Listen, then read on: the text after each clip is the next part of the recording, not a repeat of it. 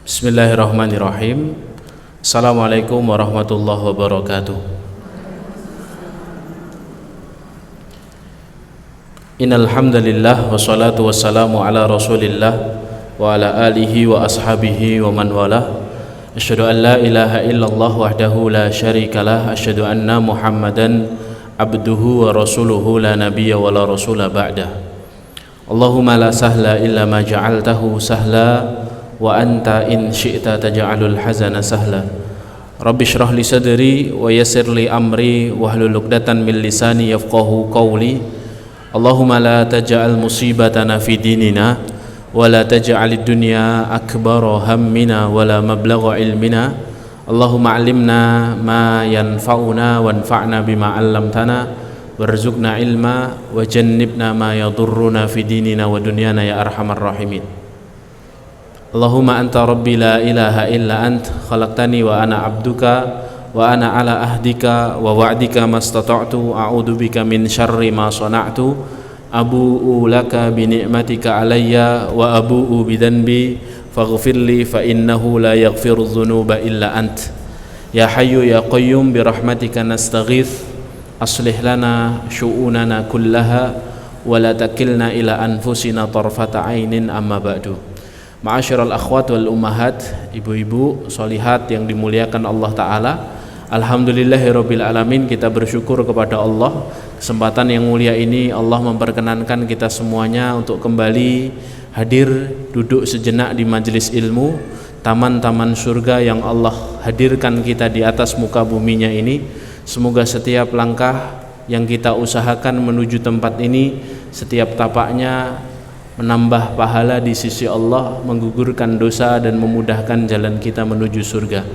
Dan semoga duduk-duduknya kita di sini adalah tempat di mana Allah mencurahkan rahmatnya, menaungkan sayap-sayap malaikatnya, memasukkan as-sakinah, ketenangan dalam hati kita, dan Allah menyebut nama-nama kita dengan bangga di hadapan makhluk-makhluk mulia yang ada di sisinya, sebagaimana yang Rasulullah SAW sabdakan dalam sebuah hadis yang sahih diriwayatkan oleh Imam Muslim, majtama'a qaumun fi baitin min buyutillahi yatluna kitaballah wa yatadarasuna fima bainahum illa nazalat alaihimus sakinah wa ghasyiyatuhumur rahmah wa haffathumul malaikah wa dzakarahumullahu fi man indah. Tidaklah sekelompok orang berkumpul di salah satu rumah di antara rumah Allah, mereka membaca ayat-ayat Allah lalu mempelajarinya, kecuali mereka akan mendapatkan 4 hal.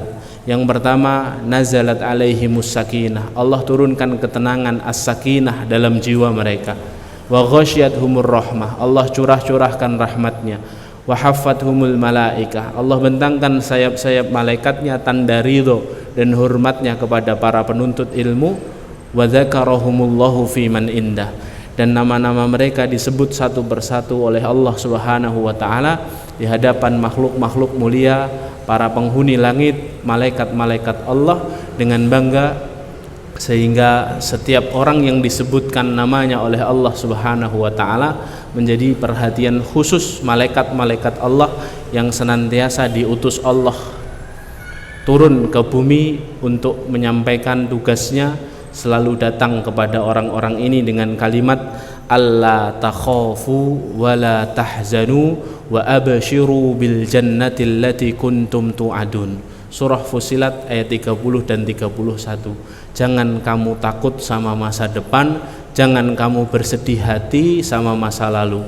Wa abshiru bil jannati allati kuntum tu'adun, karena Allah telah menjanjikan surga yang mana Allah Subhanahu wa taala akan berikan untuk orang-orang yang dicintai Allah Subhanahu wa taala. Maka bersyukur sekali kita kepada Allah Subhanahu wa taala di tengah liburan anak-anak kita, ketika anak kita ini libur sekolah, kita masih bisa menyempatkan datang ke majelis ilmu, dan semoga ini adalah bagian dari bekal bagaimana kita ini bisa mendidik anak-anak, mendidik keluarga menjadi keluarga yang sakinah, yang timbul dari mawaddah dan rahmah. Maka hari ini memuliakan Allah, barakallahu fikum. Pada kesempatan kali ini kita akan membahas sesuatu yang paling penting dalam amalan setiap mukmin, yaitu ikhlas dalam beramal. Hadirin yang dimuliakan Allah, ikhlas ini menjadi salah satu sebab diterimanya amalan oleh Allah Subhanahu wa taala. Apa itu ikhlas? Ikhlas itu berasal dari kata akhlaso yukhlisu, ikhlason. Akhlaso yukhlisu ikhlason. Artinya memurnikan sesuatu. Artinya menjadikan sesuatu itu betul-betul bersih, betul-betul murni. Murni dari apa? Dari kotoran-kotoran dan dari noda-noda.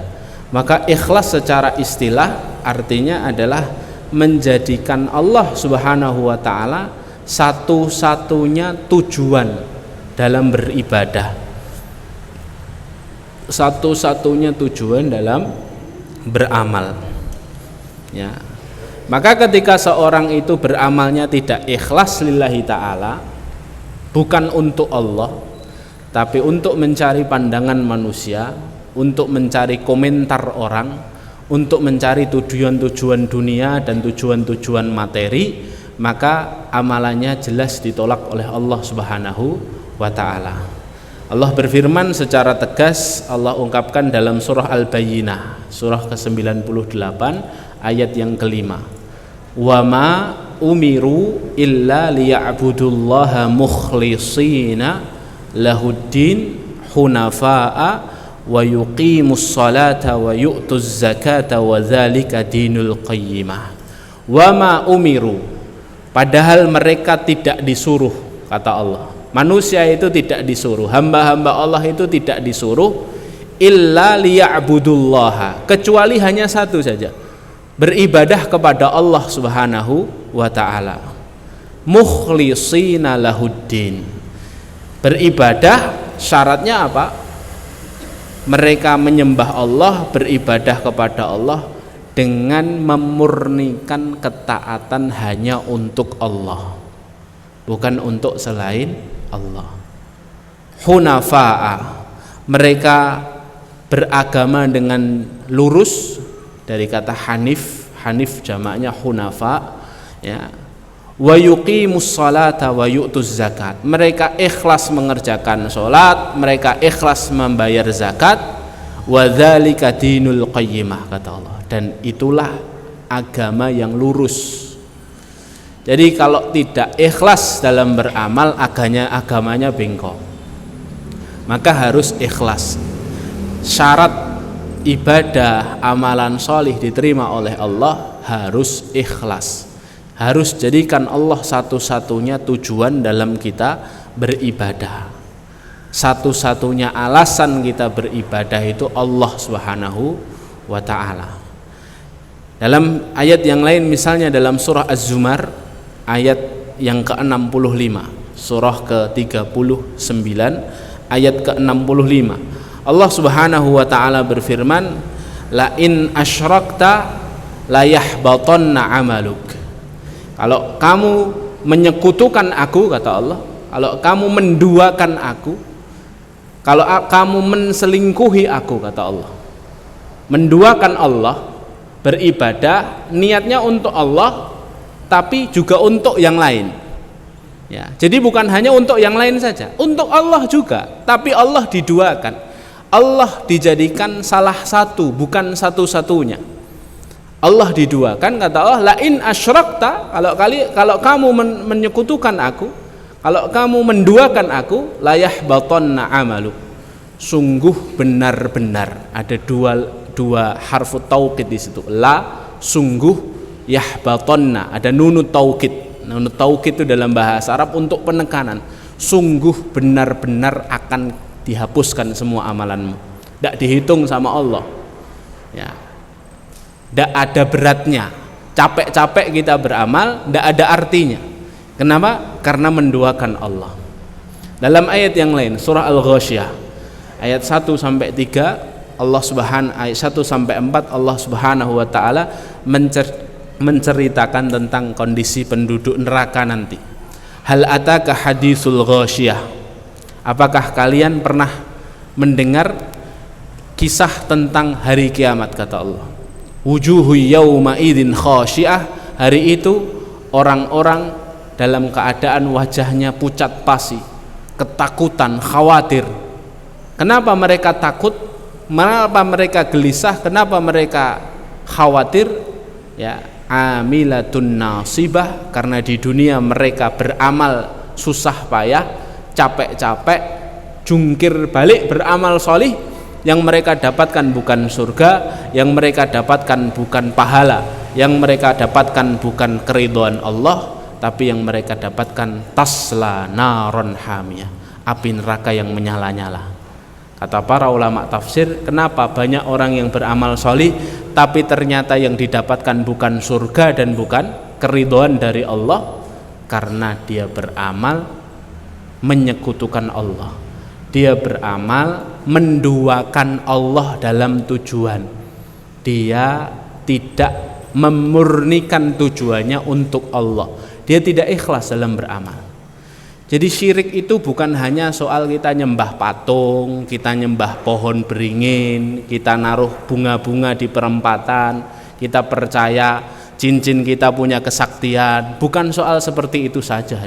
Dalam kita beramal, dalam kita beribadah, menduakan Allah, itu sudah masuk dalam kategori syirik.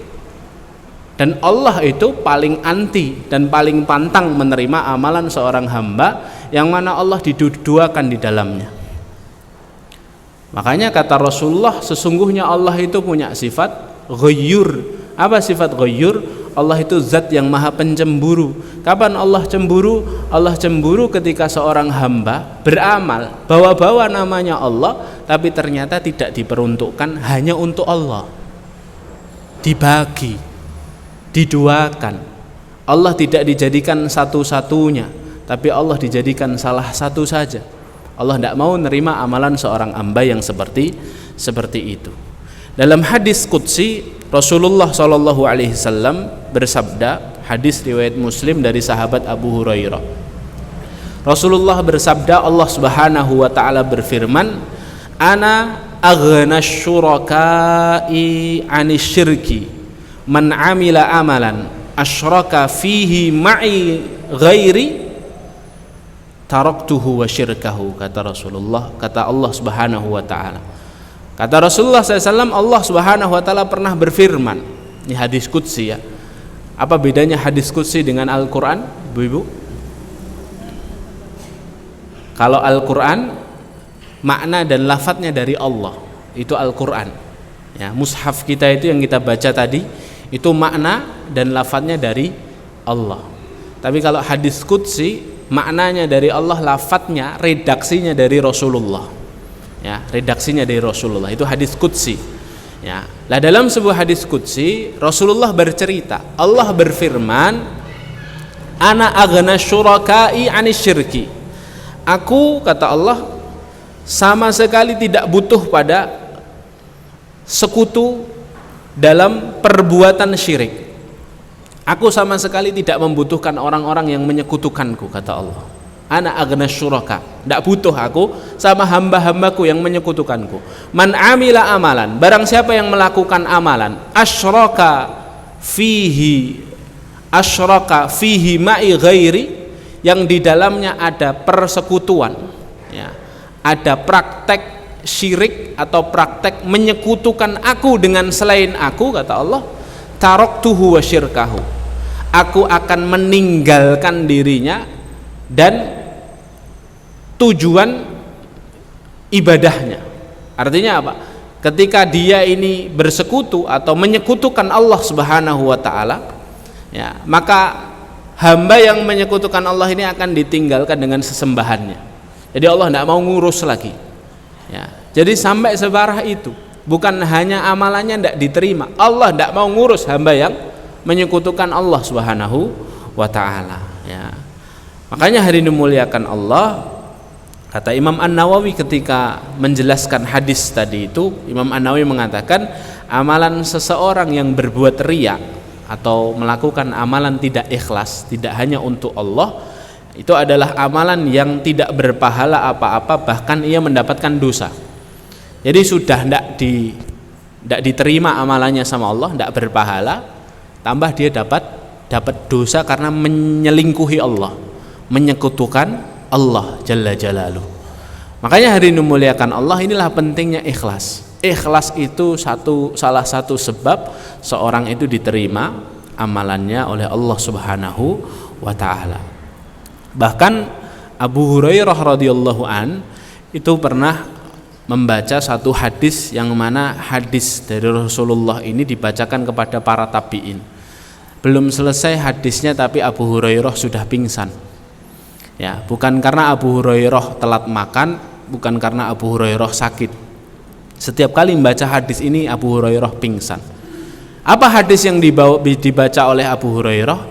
Hadis yang sahih yang langsung didengar oleh Abu Hurairah dari lisan Rasulullah SAW. Inna awalan nas yuqda yaumal qiyamah thalatha. Sesungguhnya ada 3 orang yang pertama kali akan dihisab Allah di hari kiamat, kata Rasulullah SAW.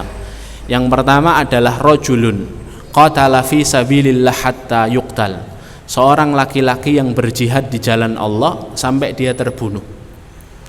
Kemudian nanti di akhirat dia dipanggil oleh Allah. Kemudian orang ini ditanya sama Allah, madza fa'alta, apa yang telah kamu lakukan di dunia? Maka laki-laki ini berkata, qataltu fika hatta uqtal, aku berjuang di jalanmu ya Allah, berjihad di jalanmu sampai aku terbunuh ya Allah. Maka kata Allah, kadzabta, kamu dusta, kata Allah. Kamu melakukan ini semuanya bukan karena aku. Kamu melakukan ini semuanya agar orang-orang mengatakan kamu ini seorang pemberani, kamu ini seorang pahlawan, kamu ini seorang patriot. Faqad qila, kata Allah, kamu mendapatkan gelar-gelar itu di dunia. Fa'umira fasuhiba ala wajhi fa'ulqiya finnar. Lalu Allah perintahkan malaikatnya diseret wajahnya, dimasukkan ke dalam neraka. Yang kedua, rajulun ta'allamal ilma, seorang laki-laki yang belajar ilmu bertahun-tahun, membaca Al-Quran, ngafal Quran bertahun-tahun, sampai hafalannya 30 juz mungkin, sampai ilmunya luas seluas samudra. Kemudian sampai akhirnya terus dia berdakwah dengan ilmunya, kemudian dia membaca Al-Quran di hadapan manusia. Kemudian nanti di akhirat Allah bertanya kepada orang ini, madza fa'alta, apa yang kamu lakukan selama di dunia ya fulan, wahai fulan. Maka orang ini berkata, qara'tul Quran fika ya Allah, aku membaca Al-Quran untukmu ya Allah, aku belajar untukmu ya Allah, aku berdakwah untukmu ya Allah. Maka Allah katakan, kadzabta, kamu berdusta, kamu melakukan ini semua agar orang-orang mengatai bahwa kamu ini seorang alim, kamu ini seorang qari yang suaranya bagus, yang hafalannya lancar, yang suaranya merdu enak didengar. Faqad qila, kata Allah, kamu telah mendapatkan gelar-gelar itu di dunia. Fa'umira fasuhiba ala wajhi fa'ulqiya finnar. Maka kemudian Allah perintahkan malaikatnya untuk menyeret wajahnya dan masukkan ke dalam neraka. Orang yang ketiga, rajulun anfaqa nafaqatan, orang yang berinfak di jalan Allah karena dia diberi harta oleh Allah. Kemudian terus akhirnya dia membangun ini dan itu, bangun pesantren, bangun masjid, nyantuni anak yatim, bangun sekolah, ya, mendukung dakwah. Kemudian nanti di akhirat Allah Subhanahu wa taala tampakkan kenikmatan di surga. Kemudian Allah bertanya, madza fa'alta, orang ini sudah percaya bahwa pasti dia masuk surga. Apa yang kamu lakukan selama di dunia, kata Allah. Orang ini berkata, ya Allah, aku berinfak di jalanmu dengan harta yang kau titipkan kepadaku. Kata Allah, kadzabta, kamu berdusta wahai fulan. Kamu melakukan ini semuanya bukan karena kamu berinfak di jalanku, agar orang-orang mengatakan bahwa innaka jawad, bahwa kamu ini seorang yang dermawan, seorang yang punya banyak uang, seorang yang baik. Faqad qila, kata Allah, kamu telah mendapatkan gelar itu selama di dunia. Fasuhiba ala wajhi fa'ulqiya finnar. Kemudian diseret wajahnya, dimasukkan ke dalam neraka. Abu Hurairah radhiyallahu anhu ketika membaca hadis ini tidak pernah selesai. Bukan karena panjangnya hadis ini, karena toh orang-orang akhir zaman seperti kita ini bisa menghafalkan hadis ini, padahal beliau mendengar langsung dari Rasulullah. Bukan karena memang Abu Hurairah dalam keadaan sakit pingsan, karena Abu Hurairah itu pingsan karena memang beratnya isi hadis ini, bahwa menjaga ikhlas itu sesuatu yang berat, menjaga niat itu sesuatu yang berat, ya. Seorang mujahid kurang apa hadir? Berjihad di jalan Allah, setor nyawa dan setor harta orang mujahid itu hadir. Berpisah dari anak istrinya, pergi dari kampung halamannya, meninggalkan rumah yang selama ini dia bangun, meninggalkan pekerjaan yang selama ini dia usahakan. Tapi ternyata seorang mujahid yang terbunuh di jalan Allah belum tentu masuk surga ketika niatnya belum benar-benar untuk Allah Subhanahu wa taala. Seorang alim ulama kurang apa hadir? Seorang hafizul Quran kurang apa? Ya. Tapi ternyata karena salah menjaga niatnya, tidak ikhlas untuk Allah, tidak masuk surga hadir. Ya. Kemudian yang ketiga, seorang agniya, orang kaya, punya banyak harta, bangun masjid, bangun pesantren, ya, bantu orang-orang fakir, ya, mendukung dakwah, kurang apa hadir? Tapi hanya karena salah niatnya, dia beramal bukan hanya untuk Allah, Allah masukkan pertama kali ke dalam neraka.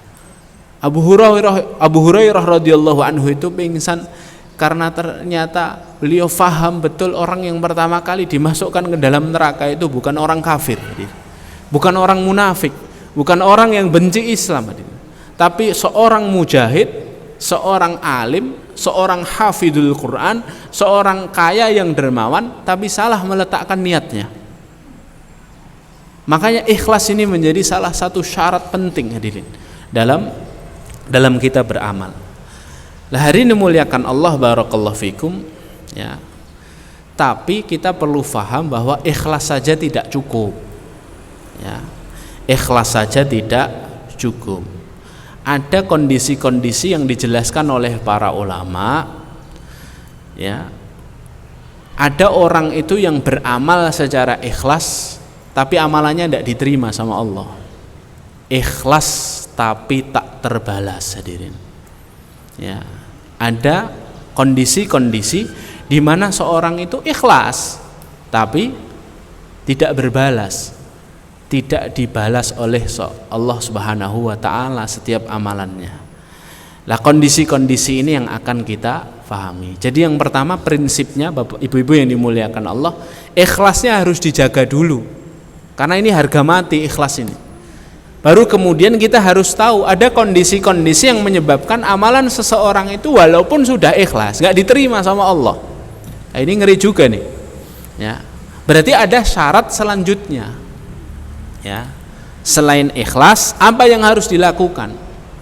Nah, yang akan kita bahas pada kesempatan kali ini beberapa menit ke depan adalah kondisi-kondisi di mana ikhlas saja tidak cukup. Ada ikhlas itu yang tidak terbalas. Ada ikhlas itu yang ternyata sama sekali tidak dinilai sama Allah Subhanahu wa taala. Amalannya rusak karena kondisi-kondisi ini. Ya. Nah, apa saja kondisinya kita akan bahas dari kitab-kitab yang saya baca dan coba saya kumpulkan. Saya menemukan ada 7 kondisi. Ya, ada 7 kondisi di mana seseorang itu sudah ikhlas, tapi ternyata tidak berbalas, tidak terbalas keikhlasannya, tidak bernilai pahala di sisi Allah, ya, malah justru merusak amalannya dan menghapuskan pahalanya. Nah, apa saja itu? Yang pertama adalah ketika seorang beramal ikhlas tapi tidak sesuai tuntunan Nabi SAW. Ini yang pertama. Ikhlas tapi tidak sesuai tuntunan. Ya. Kata Rasulullah SAW dalam sebuah hadis yang sahih, man amila amalan laisa fihi amruna fahuwa raddun. Barang siapa yang beramal tidak sesuai tuntunanku, maka raddun, ditolak. Walaupun ikhlas seikhlas-ikhlasnya hadirin. Walaupun ikhlas seikhlas-ikhlasnya. Salat subuh ikhlas untuk Allah, berangkat ke masjid berjamaah, shaf pertama. Dia tidak terpengaruhi oleh tetangga, tidak terpengaruhi oleh siapapun yang ada di masjid. Ikhlas untuk Allah, tapi dalam hatinya bergumam, saya kok setiap hari sholat subuh kok cuma 2 rakaat ya. Saya kurang puas. Saya mau mulai hari ini sholat subuh 3 rakaat. Nah, ikhlas tapi tidak sesuai tuntunan. Diterima tidak? Tidak diterima, tak terbalas hadirin, tidak bernilai pahala ya. Jadi semua amalan kita harus ada tuntunannya dari Nabi SAW di satu sisi. Di sisi yang lain kita juga tidak boleh, hadirin muliakan Allah, mudah membid'ah-bid'ahkan amalan. Nah, ini berat juga ini hadirin. Hari ini itu muncul fenomena kalau tidak sunnah berarti bid'ah. Nah, ini juga nggak benar, ini harus diluruskan ini. Kalau tidak sesuai, tidak pernah ada di zaman Rasulullah berarti bid'ah. Ya. Lah ini hati-hati dengan kalimat ini, kalimat syubhat ini. Ya. Kalimat syubhat. Benar atau tidak kalimat itu? Kalau tidak ada di zaman Rasulullah berarti bid'ah. Ya. Saya pernah baca di satu toko buku Islam ada buku judulnya 500 bid'ah dalam ibadah di Indonesia. Wow, bid'ah semua itu amalannya. Ya, jadi bid'ah semua. Ya. Nah pertanyaannya sekarang begini, apakah ketika sesuatu amalan itu tidak ada di zaman Rasulullah terus otomatis bid'ah? Ya, saya ambilkan contohnya Bu. Ya, setelah sholat sunnahnya apa? Zikir ya. Zikirnya gimana ya dicontohkan Rasulullah? Istighfar 3 kali. Astaghfirullah, astaghfirullah, astaghfirullah. Tapi yang jenengan amalkan kadang-kadang ada yang panjangan istighfarnya. Astaghfirullahal-azim alladzi la ilaha illa huwal hayyul qayyum wa atubu ilaih. Ada enggak contoh dari Rasulullah? Enggak ada, diri. Rasulullah enggak pernah zikir sepanjang itu. Istighfar ya astaghfirullah tok lafadznya. Apakah berarti ketika seorang istighfarnya panjang, astaghfirullahal-azim alladzi la ilaha illa huwal hayyul qayyum wa atubu ilaih, bid'ah? Ini pertama, kasus pertama. Saya ambilkan contoh yang lain ya. Misalnya seseorang kalau malam Idul Adha atau Idul Fitri, apa yang dilakukan biasanya? Takbiran. Takbiran yang dicontohkan Rasulullah gimana lafadznya? Allahu Akbar, Allahu Akbar, la ilaha illallah, Allahu Akbar, walillahil ham. Semuanya hafal ya. Ada sebagian orang yang menyisipkan takbiran dalam bentuk panjang. Allahu Akbar kabira, walhamdulillahi katsira, subhanallahi bukratan wa asila, la ilaha illallah, Allahu Akbar, walillahil ham. Pernah dicontohkan sama Rasulullah? Tidak pernah hadir. Apakah itu bid'ah? Ya. Apakah itu bid'ah? Misalnya ini yang paling gampang. Ada seorang ngaji di satu kelompok, terus datang ke saya, ya, kemudian dia cerita, Ustadz, saya kemarin waktu habis pengajian makan sama teman saya yang sudah ngaji lebih lama. Ketika makan, saya mengucapkan Bismillahirrahmanirrahim. Kata teman saya bid'ah, katanya. Karena Rasulullah itu hanya nyontohkan Bismillah saja. Samillaha wa qul biyamini, gitu kan? Ucapkan bismillah lalu makanlah dengan tangan kanan. Kalau nambah ar-rahmanir-rahim bid'ah, Ustaz. Ini kan kesimpulan yang sangat prematur hadir. Bismillah sunnah, tapi nambah ar-rahmanir-rahim, nambah asmaul husna hadir. Jadi bid'ah. Misalnya ada seorang muadzin sebelum adzan sholawat dulu kan. Kalau di desa-desa biasanya ada sholawat tarhim itu ya. Ya, ada sholawat tarhim dulu ya sebelum adzan. Kemudian adzan. Apakah berarti itu bid'ah? Tidak ada sholawat tarhim di zaman Rasulullah SAW. Apakah otomatis bid'ah? Nah ini hari muliakan Allah. Jadi kita harus paham betul bahwa beramal tidak sesuai tuntunan Rasulullah itu bid'ah. Tapi di lain sisi kita juga tidak boleh gebyah uyah hadirin. Ya. Semua yang ada di zaman Rasulullah langsung bid'ah. Kalau tidak sunnah otomatis bid'ah. Ini juga tidak tepat hadirin. Ya. Tidak tepat. Ya. Ada orang yang mempermasalahkan zikir berjamaah setelah sholat. Tidak ada di zaman Rasulullah zikir berjamaah setelah sholat. Dan lebih mending mana dia sholat terus zikir berjamaah daripada orang yang tidak sholat hadirin. Lebih mending mana? Lebih mending yang pertama ya. Zikir setelah sholat berjamaah ya. Itu ada di zaman Rasulullah SAW dan para ulama, bahkan ulama Syafi'i, Imam An-Nawawi memperbolehkan. Ya, memperbolehkan. Untuk apa? Untuk tujuan edukasi, agar yang lainnya zikir dulu, nggak cepat-cepat pulang. Diperbolehkan. Jadi hari ini dimuliakan Allah, ya. Jadi jangan terburu-buru ketika menemukan sesuatu yang tidak ada di zaman Rasulullah langsung bid'ah. Ya, karena sesungguhnya kita harus paham dulu dalam memahami dalil-dalil dalam Al-Quran dan As-Sunnah.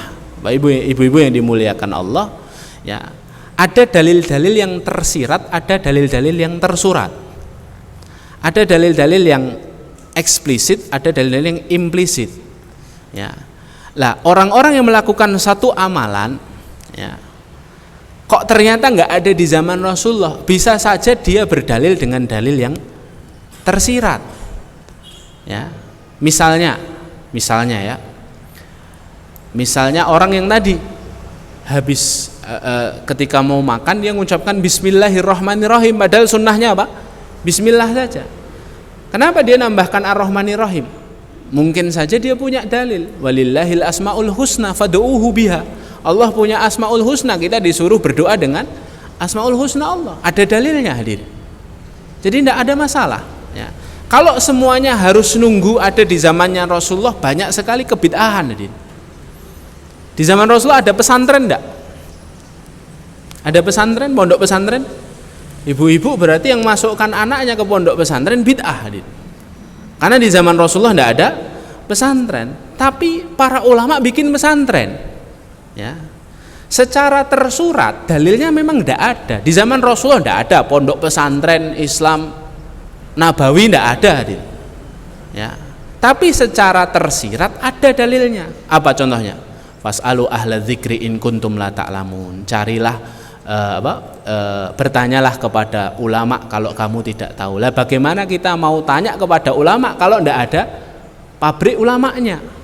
Maka disitulah dibangun pesantren. Misalnya dalam surah Al-Anfal itu disebutkan falaula nafarun min kulli firqatin ta'ifatun, ya, kalau tidak ada satu taifah yang mereka ini concern belajar tentang agama, ya. Jadi kata Allah Subhanahu wa taala, jangan semuanya berangkat perang, ya. Seandainya ada satu kelompok yang tetap belajar, ya, untuk apa? Untuk mengingatkan orang yang nanti pulang dari perang. Ya, biasanya orang kalau pulang dari perang itu, hadirin, biasanya bawaannya masih bawaan medan perang, hadirin. Ya, sehingga dia menghukumi kondisi yang ada di kampung halamannya itu seperti di medan perang. Melihat orang kafir langsung dibom ini. Akhirnya terjadi itu kan beberapa peristiwa bom. Itu karena apa? Dia biasa ngebom orang nanti di medan perang, terus pulang-pulang tidak ada yang ngingetin. Lah yang ngingetin siapa? Ulama. Ulama yang belajar di mana? Yang di pesantren. Jadi ada dalil-dalil yang tersurat tidak ada di zaman Rasulullah, tapi secara tersirat ada, begitu ya. Misalnya maulidan, maulid Nabi itu kalau dicari secara tersurat tidak ada, hadir. Ya, di zaman Nabi SAW tidak ada, ya. Tapi apa? Tapi para ulama secara tersirat ternyata punya dalilnya. Misalnya, ya, dalam surah Ibrahim ayat yang kelima itu Allah Subhanahu wa taala berfirman wadzakirhum bi ayyamillah, ya. Ya, ingatlah, ya, bi ayyamillah, dengan hari-harinya Allah. Kata Ibnu Abbas, ya, bi ayyamillah itu maksudnya apa? Nikmat-nikmat Allah yang Allah berikan kepadamu, ya. Nah, orang-orang yang mengadakan maulid itu berdalil bahwa kita mengingat Nabi SAW. Ajaran Nabi sampai kepada kita itu nikmat Allah Subhanahu wa taala. Kemudian terus akhirnya menarik kesimpulan seperti itu. Ya. Jadi kadang-kadang kita ini tidak boleh terburu-buru, hadirin, menghukumi sesuatu itu bid'ah atau tidak. Ya. Tanya dulu ada dalilnya atau tidak. Doa buka bersama itu, hadirin. Allahumma laka sumtu wa bika amantu. Ya. Oleh sebagian orang itu dikatakan ini hadisnya dhaif. Ya. Dhaif itu, tidak boleh baca Allahumma laka sumtu wa bika amantu. Tapi secara tersirat, ya, itu secara tersurat hadisnya dhaif. Kalau misalnya Rasulullah tidak pernah mengatakan itu, apakah berarti kita tidak boleh doa dengan doa itu? Secara tersurat jelas para ulama sepakat doa itu boleh dengan lafadz apapun, hadirin. Ya atau tidak? Pakai bahasa kita saja boleh. Masa doa dengan kalimat Allahumma laka sumtu, ya Allah aku berpuasa ini untukmu, wa bika amantu, aku beriman kepadamu, wa ala rizkika aftartu, dan dengan rezekimu aku beriftar, ya. Masa dengan doa sebaik itu tidak boleh. Makanya hari ini muliakan Allah, ya, mulai sekarang harus diganti, hadirin, ya. Dalam masalah hukum pertanyaannya harus diganti. Kalau Anda menemukan satu amalan baru, jangan ditanyakan ini sunnah atau bukan, ya. Ini sunnah atau bukan, ini ada di zaman Nabi atau bukan. Pertanyaannya diganti dengan pertanyaan apa? Amalan ini apa hukumnya? Apa hukumnya? Karena kalau ini sunnah atau bukan sunnah, langsung otomatis kita menyimpulkan bid'ah, ya. Tapi kalau ditanya ini satu amalan nih, kita misalnya melakukan tadi sebelum pengajian kan ada ngaji dulu tuh beberapa ayat. Tidak pernah di zaman Rasulullah begitu, hadir.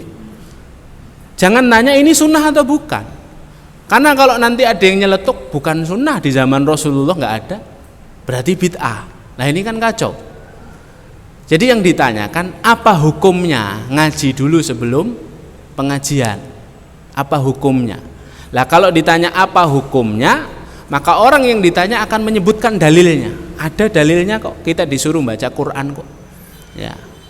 Lah perkara waktunya kapan kan terserah kita, mau sebelum pengajian mau setelah pengajian terserah kita, ya. Jadi tanyakan dulu apa alasannya, hadirin. Jangan sampai kita ini melihat saudara kita yang beda dengan kita terus langsung akhirnya kita tanpa basa-basi langsung membid'ahkan, langsung menyalahkan. Tidak boleh, hadirin. Tanya dulu, dia juga punya ulamanya, dia juga punya dalilnya.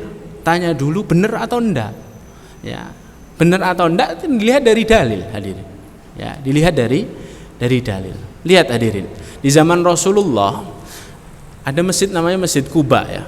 Kalau bapak ibu atau ibu-ibu umroh biasanya nanti setengah jam dari Masjid Nabawi ke Masjid Quba, dirikan sholat 2 rakaat di situ, pahalanya seperti 1 kali umroh.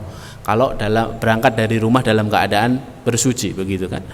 Nah dulu di Masjid Quba itu ada seorang imam, ya, seorang imam yang mana imam ini digelisahkan oleh jamaahnya, karena setiap ngimami sholat jahar, imam ini biasanya sholatnya itu Al-Fatihah, habis Al-Fatihah Al-Ikhlas dulu, habis Al-Ikhlas langsung surat yang lain.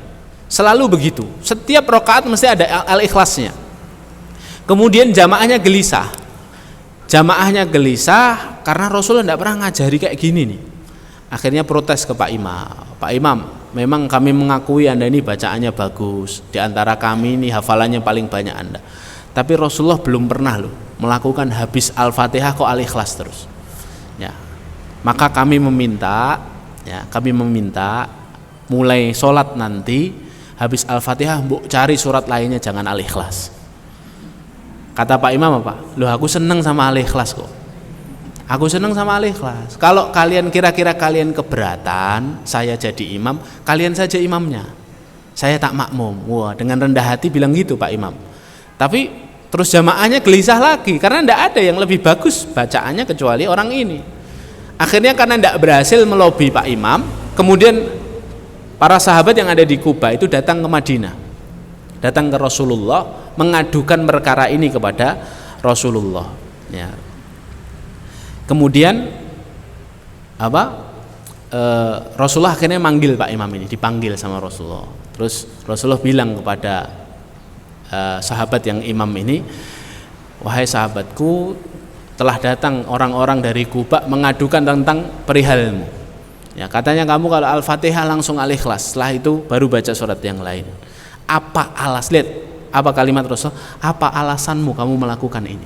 Ditanya dulu alasannya, hadirin. Jawabannya apa? Jawaban sahabat ini, li'anni uhibbul ikhlas ya Rasulullah. Karena aku mencintai surat Al-Ikhlas ya Rasulullah. Ya. Maka kata Rasulullah SAW, hubbuka laha adkhalakal jannah. Cintamu kepada surat Al-Ikhlas akan memasukkanmu ke dalam jannah. Tidak dilarang sama Rasulullah. Dan lihat pelajarannya apa? Rasulullah kalau melihat satu amalan tertentu oleh para sahabat, tidak langsung dibid'ahkan hadirin. Kamu menyelisihi sunnah, tidak, ditanya dulu apa alasanmu. Kalau senang baca Al-Ikhlas ya silakan baca Al-Ikhlas, tidak bid'ah hadirin.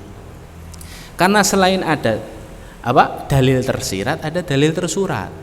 Ya. Nah, makanya ada seorang ulama, ya, namanya Imam Asy-Syatibi. Imam Asy-Syatibi itu mengatakan, beliau ini pakar usul fiqh, ya, orang-orang yang belajar fikih dan usulul fiqh, cara menyimpulkan sebuah hukum pasti kenal Imam Asy-Syatibi. Imam Asy-Syatibi itu pernah mengatakan al-bid'ah al-haqiqiyah, ya, al-bid'ah al-haqiqiyah urifal haqiqiyah bi annaha ma lam yadul 'alaiha dalilun syar'i la minal kitab wala minal sunnah wala min ijma' walal istidlal mu'tabar. Sesuatu amalan itu dikatakan bid'ah yang hakiki ketika tidak pernah ada dalil syar'inya, baik dari Al-Qur'an maupun As-Sunnah, ya, maupun dari ijma' para ulama yang tersirat maupun tersurat. Ada kalimat tersiratnya. Jadi kalau masih tersirat, masih ada tapi tidak secara langsung, itu belum bid'ah, hadir. Belum bid'ah. Kalau benar-benar tidak ada baru bid'ah. Ya. Benar-benar tidak ada baru bid'ah. Seperti tadi, sholat 3 rakaat sholat subuh, itu dicari dalilnya tidak mungkin ketemu, hadir. Ya. Karena memang sholat subuh itu ya 2 rakaat. Ya. Maka tidak bid'ah. Baca Quran sebelum ngaji, ada tidak dalil tersuratnya? Tidak ada di zaman Rasulullah, tapi dalil tersiratnya ada. Apa dalil tersiratnya? Iqra'ul Qur'ana fa innaha, ya, syafi'an fa innal Qur'ana yakunu syafi'an li ashabihi atau kama qala Rasulullah. Ya, bacalah Al-Qur'an, sesungguhnya Quran akan menjadi syafaat nanti, penolong untuk orang yang membacanya. Ada dalilnya. Begitu ya. Jadi hadirin muliakan Allah, ini yang harus diperhatikan. Jadi walaupun kita membahas ada amalan itu kalau ikhlas tetap tidak diterima sama Allah kalau tidak sesuai dengan tuntunan, tapi juga kita tidak boleh jadi orang yang ekstrim membid'ah-bid'ahkan amalan, hadirin. Harus dengan ilmu, harus bijaksana. Kadang-kadang ini kita gampang nyalahkan itu karena kurang piknik, hadirin. Iya loh, orang itu gampang menyalahkan itu karena hidup di lingkungan homogen. Tidak pernah piknik, tidak pernah ngaji di tempat yang lain, sehingga apa? Dikit-dikit melihat yang lain beda langsung salah. Ya, maka piknik, hadirin. Pengajian jangan di Humaira aja, pengajian juga yang lain gitu ya. Ya, biar apa? Biar banyak referensinya, biar dada kita ini semakin lapang menerima perbedaan. Kata para ulama apa? Ar-rajulu idza tasa'a ilmu tasa'a sadruhu. Seseorang itu kalau luas ilmunya, lapang dadanya. Ya. Tidak mudah melihat kesalahan orang lain, lebih lembut, lebih bijaksana. Kenapa? Karena dia faham cara memposisikan diri. Mungkin dia melakukan itu karena memang ada dalilnya. Ditanya dulu, apa alasanmu, apa hukumnya, apa dalilnya. Seperti itu, hadirin dimuliakan Allah. Ya. Nah, ini yang pertama, hadirin ya. Saya takut terlalu melebar nanti ya. Satu apa? Sudah 9:30 lagi ya. Satu, seorang itu ada dalam kondisi walaupun dia melakukan amalan dengan ikhlas, tapi kadang-kadang dia tidak diterima oleh Allah Subhanahu wa taala karena satu apa? Dia beramal tidak sesuai tuntunan Nabi Shallallahu alaihi wasallam. Kemudian yang kedua, seorang yang beramal ikhlas tapi lisannya sibuk mencari aib orang lain. Lisan dan hatinya sibuk mencari aib orang lain, ya, sibuk mencari aib orang lain. Orang yang sibuk mencari aib orang lain, hadirin, Lalu dia banyak amalannya, ikhlas, amalannya tidak diterima sama Allah hadirin. Ya. Kenapa demikian? Rasulullah SAW bersabda, tuba liman syaghalahu aibuhu an uyubin nas.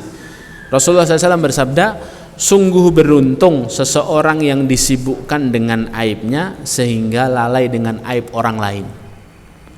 Ya. Tuba itu secara bahasa artinya bukan beruntung, tapi pohon-pohon di surga.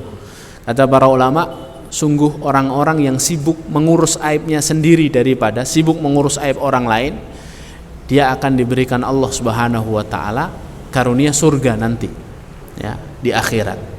Ya. Makanya orang yang paling buruk itu apa hadirin? Orang yang sibuk ngurus aib orang lain. Ada syair Arab itu bunyinya begini, ya. Syarrul wara man ya'ibun nas man syarrul wara man bi'aibin nasi mustaghil mislud dubab yurai maudi'il ilal. Kata syair Arab itu, seburuk-buruk manusia adalah yang sibuk dengan aib orang lain seperti lalat yang hanya memperhatikan lokasi luka. Ilal itu borok, ya. Lalat itu kan perhatiannya sama yang busuk-busuk dong, ya. Maka manusia itu jadi seburuk-buruk manusia seperti lalat tadi. Karena apa? Karena hanya sibuk ngurus orang lain hadirin, ya. Dan orang-orang yang akhirnya sibuk ngurusi orang lain itu sama saja dia memberikan sisa ajalnya kepada orang lain hadirin.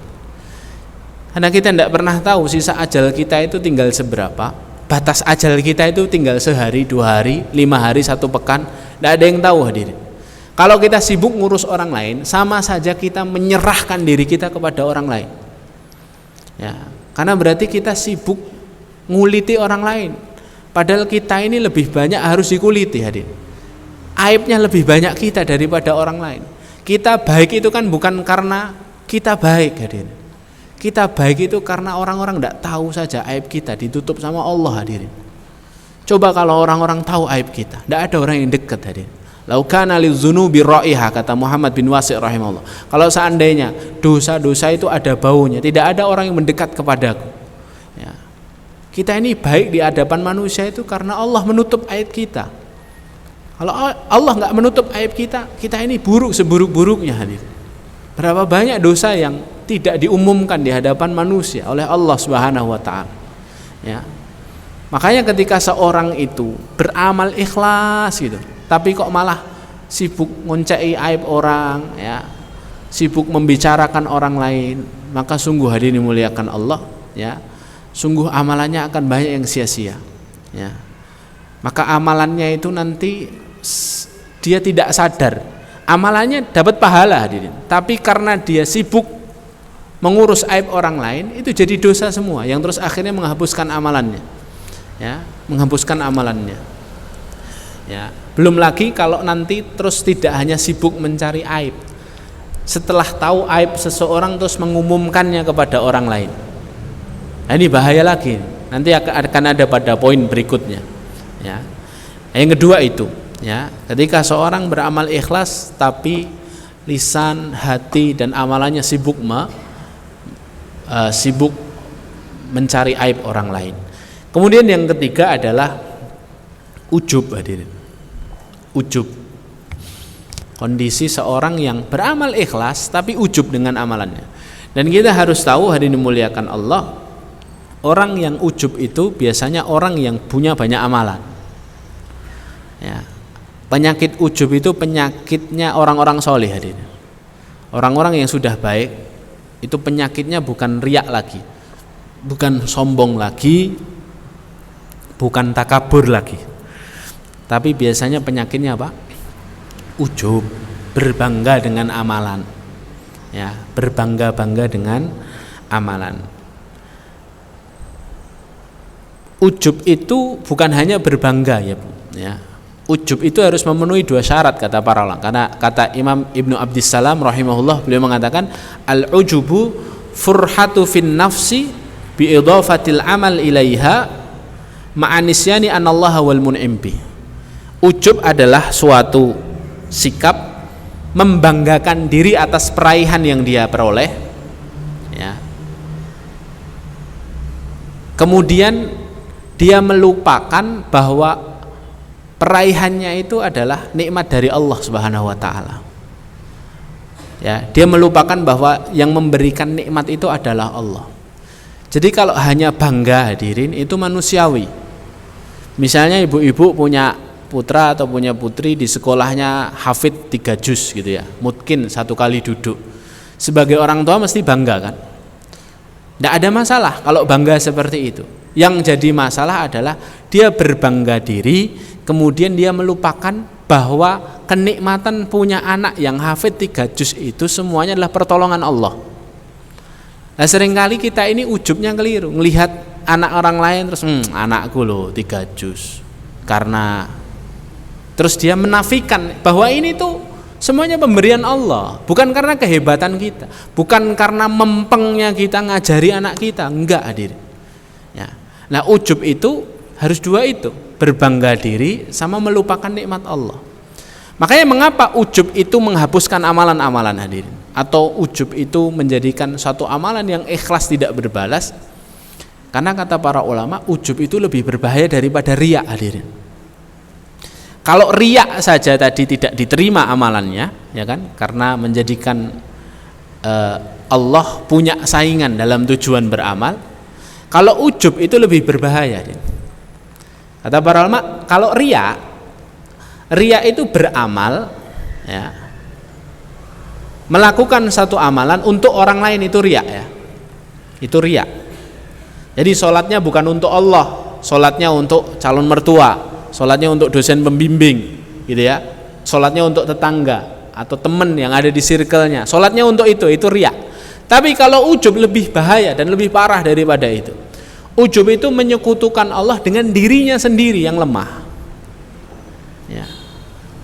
Karena dia merasa peraihannya, amalannya, kebaikannya itu jerih payah dia, kehebatan dia, kerja kerasnya dia, kecerdasannya dia, sampai terus akhirnya dia melupakan itu semuanya dari Allah.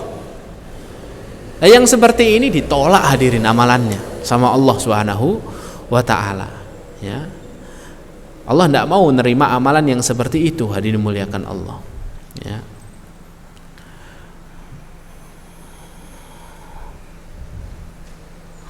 Makanya Ibnul Qayyim itu pernah berkata begini hadirin, ya, berapa banyak orang yang masuk neraka karena amalnya, dan berapa banyak orang yang masuk surga karena dosanya hadirin.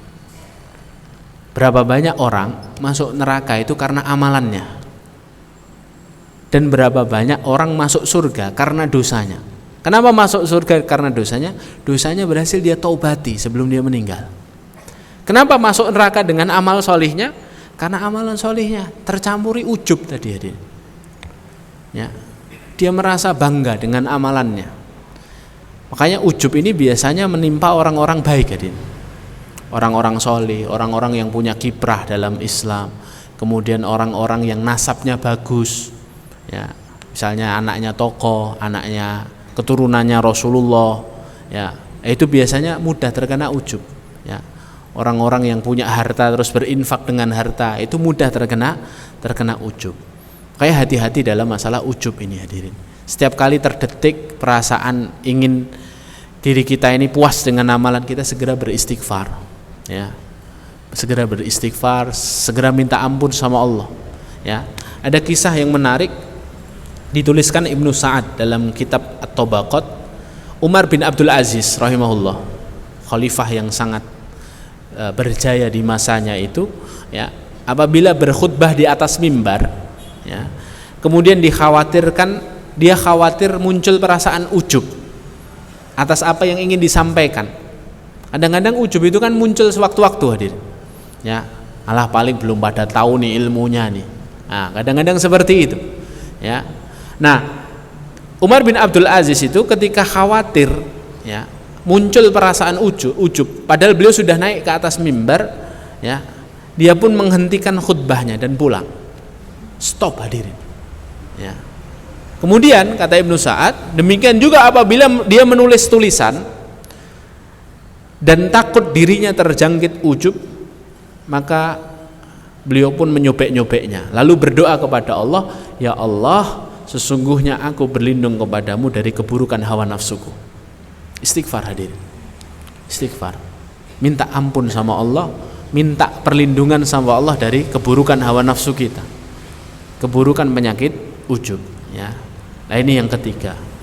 Kondisi yang keempat, beramal ikhlas tapi tidak sholat. Beramal ikhlas tapi tidak sholat. Amalannya banyak hadirin, ya. Bantu ini, bangun masjid, ya, nyantuni fakir miskin, ya, nyekolahkan anak-anak duafa, yatim duafa, ya. Tapi tidak sholat, diterima tidak amalannya? Tidak diterima hadirin. Walaupun semuanya ikhlas tidak diterima kalau tidak sholat. Dalilnya apa? Dalilnya surah At-Taubah 54. Wa ma mana'ahum an tuqbala minhum nafaqatuhum illa annahum kafaru billahi wa bi rasulih wa la ya'tuna sholata. Dan tidak ada yang bisa menghalangi pahala-pahala infak kalian diterima oleh Allah kecuali dua. Satu, kafir. Kalau kafir tidak kita bahas, ya, karena yang kita bahas ini orang beriman, ya. Kafir, jadi orang dermawan sedermawan apapun kalau belum beriman kepada Allah tidak dinilai sama sekali oleh Allah kebaikannya, ya. Dua, wala ya'tuna sholata, orang yang tidak sholat tadi. Jadi orang kalau tidak sholat, jadi amalan yang paling penting dijaga itu sholat tadi. Puasanya tidak diterima, sodakohnya tidak diterima, zakatnya, wakafnya semua tidak diterima kalau tidak sholat. Musibah hadirin, ya, musibah kalau tidak sholat. Ada jamaah di Solo ini bilang, ya, cerita ke saya, WA panjang, Ustadz, suami saya orang yang sukses, dekat dengan para ulama, bangun masjid, bangun pesantren, kemudian dia baik kepada semua orang. Tapi yang saya khawatirkan satu, dia belum mau sholat, Ustaz. Dekat sama para ustadz, tapi belum mau sholat. Dia beranggapan amalannya sudah cukup untuk memasukkan dia ke surga, karena masjidnya banyak. Setiap kali diminta untuk sholat, dia selalu berkata, loh, masjidku kayak loh, orang-orang sholat di situ. Masa saya tidak dapat pahala dari orang-orang sholat di situ, katanya. Saya bilang, oh, belum baca surat ini, Bu, saya bilang. Ya, buka surah At-Taubah 54. Tidak diterima hadirin. Ya. Makanya beramal ikhlas iya, tapi jaga sholat hadirin. Sholat itu parameter kebaikan seorang mukmin. Idza saluhat saluhal amalu kulluh wa idza fasadat fasadal amalu kulluh. Kalau baik sholatnya, maka urusan yang lain pasti baik. Kalau rusak sholatnya, pasti urusan yang lain lebih rusak hadirin.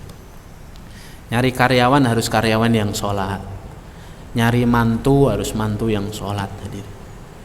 Nyari siapapun orang kepercayaan harus sholat dulu hadir, ya. Kalau sholatnya dijaga, pasti yang lain dijaga. Kalau Allahnya dijaga, apalagi putri Anda pasti dijaga, ya. Makanya sholat ini jadi satu parameter utama dan jadi syarat amalan itu diterima Allah atau tidak, ya. Itu yang keempat, kondisi keempat, ikhlas tapi tidak sholat. Yang kelima, orang yang beramal ikhlas tapi suka hasad hadirin, suka hasad, iri dengki, gak seneng lihat orang lain dapat kenikmatan, ya, pinginnya hilang kenikmatan itu dari diri orang lain, itu hasad. Ya, kita tahu bersama bahwa hasad itu dosa pertama yang ada di langit dan dosa pertama yang ada di bumi, ya. Dosa pertama yang ada di langit, dosanya siapa? Iblis kan? Disuruh sujud sama Adam tidak mau, ya. Akhirnya dia hasad kepada orang lain, kepada makhluk Allah yang lain. Dosa pertama di bumi siapa? Dosanya Qabil kepada Habil kan? Karena Habil dinikahkan sama ayahnya dengan saudarinya, Qabil iri, hasad kepada kenikmatan orang lain dan akhirnya ingin kenikmatan itu lenyap. Akhirnya saudaranya sendiri dibunuh, ya. Kata Rasulullah, innal hasada ya'kulul hasanat kama ta'kulun narul hataba. Sesungguhnya hasad itu memakan habis semua amalan solih sebagaimana api itu memakan habis kayu-kayu. Cepet hadirin. Kalau rumah kebakaran itu yang paling cepet habisnya yang rumahnya dari kayu hadirin. Ya. Kenapa? Karena api itu paling seneng sama kayu. Nah sama, hasad itu kata Rasulullah itu memakan semua amal kebaikan. Jadi mau dia beramal ikhlas banyak, tapi kalau suka hasad sama saudaranya, maka bisa memakan amalan kebaikannya. Ya. Makanya hari ini dimuliakan Allah, kalau kita ini ingin tidak dihasad, jadi posisinya dua ya. Makanya Rasul itu mengatakan wala tahasadu. Janganlah kalian saling hasad. Kadang-kadang hasad itu terjadi dari dua belah pihak, hadirin. Jadi gara-gara yang satu hasad, yang dihasati jadi pingin hasad ganti. Nah ini, ya. Jadi hati-hati sama hasad ya. Hasad itu ngelihat kenikmatan orang lain, terus akhirnya kita itu pingin kenikmatannya ini hilang dari dirinya. Ya. Makanya kalau kita lagi dihasati sama orang, datangi saja orangnya, ditraktir makan. Karena mungkin dia pingin merasakan kenikmatan yang kita miliki. Ya, jangan malah diceng-cengin hadirin. Kadang-kadang ada orang hasad malah kita ceng-cengin, nikmat kita malah tambah kita pamer-pamerkan. Padahal hasad itu berbahaya loh hadirin. Ya. Dalam ilmu ruqyah itu ada namanya ainun hasad sama ya ain yang yang ujbah, yang takjub. Ya. Ain hasad sama ain takjub. Ain hasad itu penyakit yang menyerang seseorang ya karena saudaranya itu hasad dengan kenikmatan yang dia miliki, iri. Ya, orang kalau punya nikmat ya itu harus banyak-banyak zikir hadirin. Harus banyak-banyak membentengi diri. Karena kalau ada orang yang hasad, maka ada ainun hasad itu yang bisa menyerang dirinya, yang menjadikan kenikmatannya hilang atau menjadikan dia celaka. Ya, kata Rasulullah fa innal aina haqqun. Sesungguhnya ain itu sesuatu yang real ada. Begitu juga ketika orang itu takjub dengan sesuatu. Takjubnya harus disandarkan kepada Allah. Melihat sesuatu yang menakjubkan itu harus kalimatnya Masya Allah, la quwata illa billah. Ya. Karena kadangkala ketika kita takjub sama idola kita misalnya, atau sama orang yang kita segani, itu bisa mencelakai orang tersebut. Ya.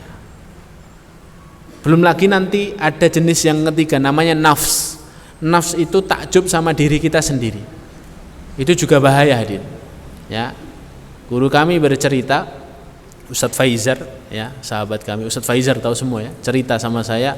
Dulu kami punya guru Ustadz di Mesir, ya, dia cerita dia punya temannya ini seorang yang sangat perkasa dalam tanda kutip, ya. Kemudian dia takjub dengan keperkasaannya.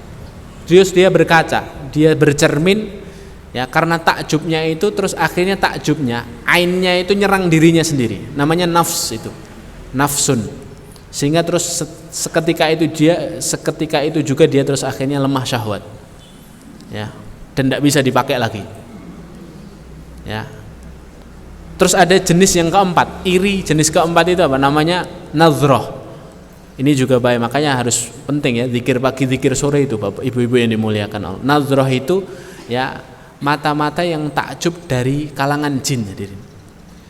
Jadi dari makhluk-makhluk halus yang ada di sekitar kita ini, jin ya, itu kadang-kala juga takjub kepada kita. Itu bisa mencelakakan kita juga. Ya.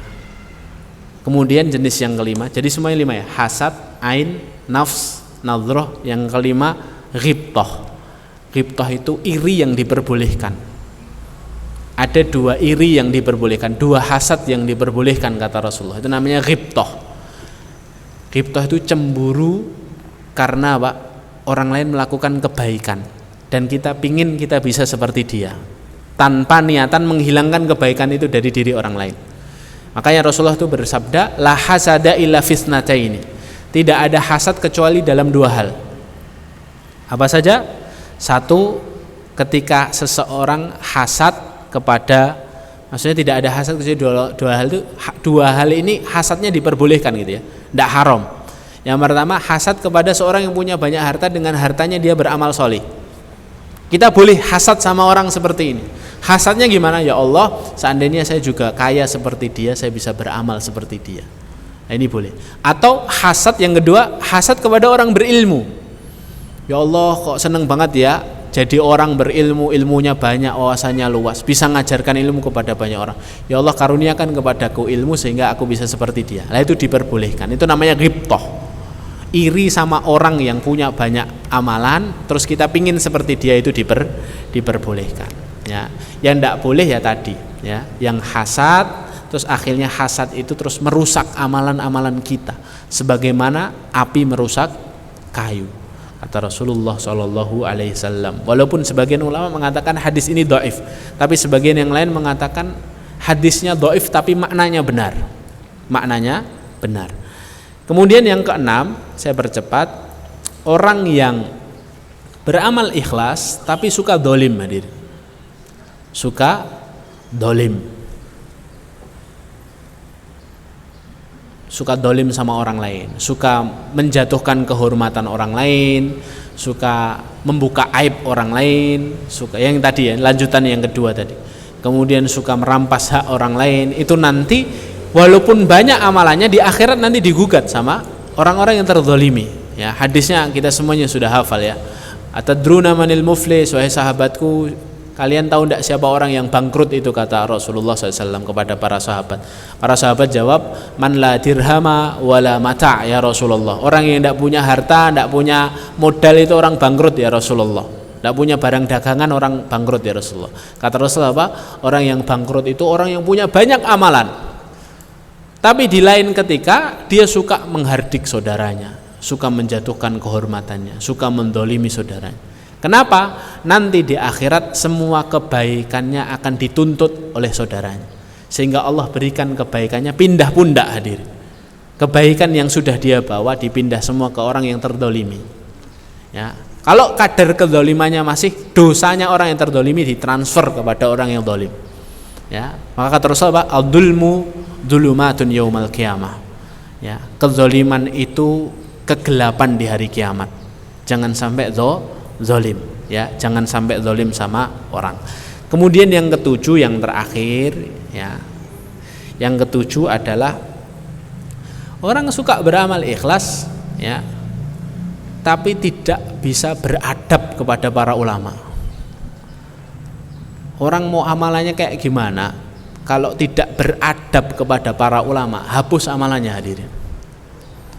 Dalilnya apa Ustaz? Dalilnya surah Al-Hujurat ayat kedua. Allah Subhanahu wa taala berfirman, ya ayyuhalladzina amanu la tarfa'u aswatakum fawqa sautin nabi wa la tajharu lahu bil qawli kajahri ba'dikum li ba'd an tahbata a'malukum wa antum la tash'urun. Wahai orang-orang yang beriman, janganlah kamu angkat suaramu di atas suara nabi, dan janganlah kamu perjelas suaramu sebagaimana kamu sedang berbicara dengan kawanmu. Di hadapan Nabi itu tidak boleh ngobrol seperti kawan kita sendiri, tidak boleh teriak-teriak, tidak boleh sok gaul. Ya, kata Allah apa? Antahbatu a'malukum wa antum la tash'urun. Kalau kamu masih nekat seperti itu, maka hapuslah semua amalanmu sedangkan kamu tidak merasakannya. Ya. Kata para ulama tafsir, ayat ini belum kadaluarsa, hadirin. Karena Nabi kan sudah wafat, Ustaz. Ya, ayat ini belum kadaluarsa. Ayat ini masih berlaku. Kita tidak boleh mengangkat suara, tidak beradab, mencibir, nyinyir, tidak sopan di hadapan para pewaris Nabi. Siapa? Para ulama, ya, tidak boleh kita seperti itu. Kenapa? Karena para ulama itu para wali Allah, para kekasihnya Allah. Kalau kita tidak beradab, tidak sopan sama para kekasihnya Allah, maka otomatis Allah akan marah dan Rasulnya pun akan marah. Dan ancamannya apa? Antahbata a'malukum. Amalanmu semuanya dihapus sama Allah, tidak dibalas, hadirin. Ya, tertolak. Ya, penjelasannya panjang tapi saya tidak baik kalau berpanjang-panjang. Yang jelas ada 7 kondisi ini yang harus kita waspadai. Beramal tetap harus ikhlas tapi harus sesuai tuntunan. Jangan sibuk mencari aib orang lain. Kemudian jangan juga terus akhirnya kita ujub dalam amalan. Kemudian tetap jaga sholat, ya, hindari hasad, kemudian hindari kezaliman, dan bersikaplah baik terhadap para pewaris Nabi, beradab kepada para ulama. Allahu a'lam bishawab. Semoga apa yang kami sampaikan bermanfaat untuk saya dan untuk jamaah yang dimuliakan Allah. Barakallahu fikum. Saya kembalikan ke pembicara. Assalamualaikum warahmatullahi wabarakatuh.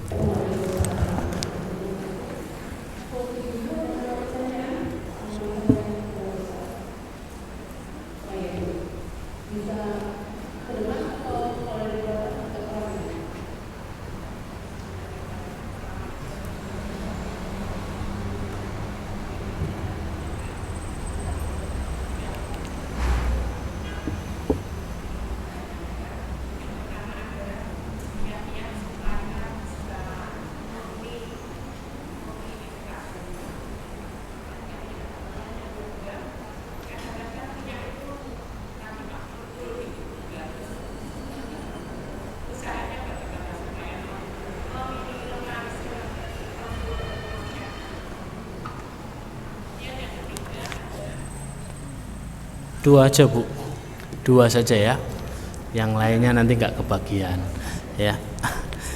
Bagaimana tips agar ikhlas? Bagaimana cara agar tidak riya? Itu satu pertanyaan sebenarnya Bu ya, satu pertanyaan. Para ulama menyebutkan ciri-ciri orang ikhlas. Ciri-ciri orang ikhlas itu 3. 1, dia selalu menghadirkan rasa takut ketika beramal. Takut kenapa? Takut kalau amarannya nggak diterima sama Allah. Sudah capek-capek, sudah modal banyak, sudah keluar bensin, sudah keluar uang, sudah apa, nggak diterima sama Allah. Maka orang-orang yang ikhlas itu dia selalu khawatir sama amalannya, jangan-jangan nggak diterima sama Allah. Makanya ketika kita beramal itu hadirkan rasa khawatir, rasa takut, sehingga apa, terjaga terus itu amalan. Kalau muncul niat-niat yang tidak benar, langsung beristighfar, langsung minta ampun sama Allah. Itu yang pertama. Yang kedua, orang-orang yang ikhlas itu selalu berusaha menyembunyikan amalannya, ya, selalu menyembunyikan amalan, ya. Orang-orang yang ikhlas itu pintar menyembunyikan amalan sebagaimana dirinya pintar menyembunyikan aib, ya. Kita pun harus begitu. Kita ini harus menyembunyikan amalan sebagaimana pintarnya kita menyembunyikan aib kita, ya. Sembunyikan amalan kita, ya. Kadang-kadang menyembunyikan amalan itu lebih terselamatkan daripada menampak-nampakkannya. Walaupun kadang-kala ada amalan yang harus ditampakkan. Amalan-amalan yang sifatnya syiar harus ditampakkan. Salat, kenapa salat Idul Fitri, Idul Adha di tanah lapang kok tidak di masjid? Karena sifatnya syiar. Ya, syiar Allah harus ditampakkan. Ya. Kenapa ibu-ibu di luar rumah harus berhijab? Karena itu syiar. Ya. Selain menutup aurat itu syiar. Jangan kebalik nanti habis pengajian terus pada lepas jilbab terus ketemu saya, loh Bu kok enggak pakai jilbab? Saya jilbabannya di rumah Ustaz, saya takut riak. Nah itu salah ya. Ya. Ada yang sifatnya memang harus ditampakkan, tapi pada amalan-amalan yang sifatnya personal, menyembunyikan amalan itu kadang lebih selamat. Makanya Rasulullah SAW bersabda, Innallaha yuhibbul abda taqiyal khafi. Allah mencintai orang yang bertakwa, seorang hamba yang bertakwa dan menyembunyikan ketakwaannya. Yang tahu hanya dirinya dan Allah saja, disimpan rapat. Sampai-sampai mungkin istrinya, suaminya tidak tahu, anak-anaknya tidak tahu. Ya, jadi kita ini harus punya amalan-amalan rahasia diri. Kadang-kala kita saja yang tahu, tidak usah di-share di media sosial, tidak usah dibikin story, sudah kita saja yang tahu. Ya. Kadang-kadang bikin story tidak apa-apa untuk menginspirasi orang lain, tapi hati-hati. Niat itu, ya tadi ya, niat ikhlas itu gampang berubah gitu loh, ya. Dapat like-nya oke, nggak status, akhirnya goyah kita, ya. Terus ada yang komen, Masya Allah, ukhti solihah sekali sekarang ya, enak ya ternyata dipuji, akhirnya berubah niatnya, ya. Jadi yang kedua Pak, sembunyikan amalan. Kemudian yang ketiga, jangan remehkan amalan-amalan kecil. Orang-orang yang ikhlas itu kalau sama amalan-amalan yang kecil mereka tidak remehkan.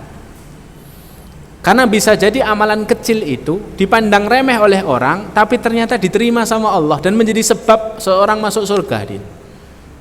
Sebaliknya, ada kalanya amalan itu besar, dipandang wah oleh banyak orang, sehingga terus akhirnya si pemilik amalan tadi terus goyah niatnya, terus akhirnya nggak ikhlas. Makanya amalan-amalan kecil, amalan-amalan remeh itu justru yang harus istiqomah, hadir. Ya, hanya sekedar naruh parfum di atas kotak infak, tulisi siapa yang mau pakai agar harum baunya ketika sholat. Tidak ada orang yang lihat amalan itu baik, hadir. Itu amalan remeh saja. Naruh sendal swalo 4, taruh masjid biar orang gampang ke tempat wudhu. Itu kan amalan-amalan yang nggak diperhatikan orang. Ganti galon di masjid, galonnya habis, nyuruh orang ganti galon. Itu amalan-amalan yang remeh. Tapi bisa jadi amalan remeh itu tidak terlalu diperhatikan oleh manusia, sehingga kita mudah untuk menjaga keikhlasan. Kemudian amalan itu menjadi sebab seorang masuk surga, hadir. Ya. Jadi 3 itu ya tipsnya. 1, hadirkan rasa takut dan khawatir. 2, ya, sembunyikan amalan sebisa mungkin. Kemudian yang ketiga, jangan remehkan amalan-amalan kecil. Wallahu a'lam bishawab. Satu lagi nggih. Silakan, satu lagi.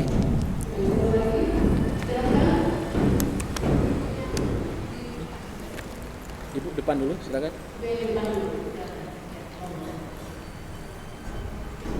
Waalaikumsalam.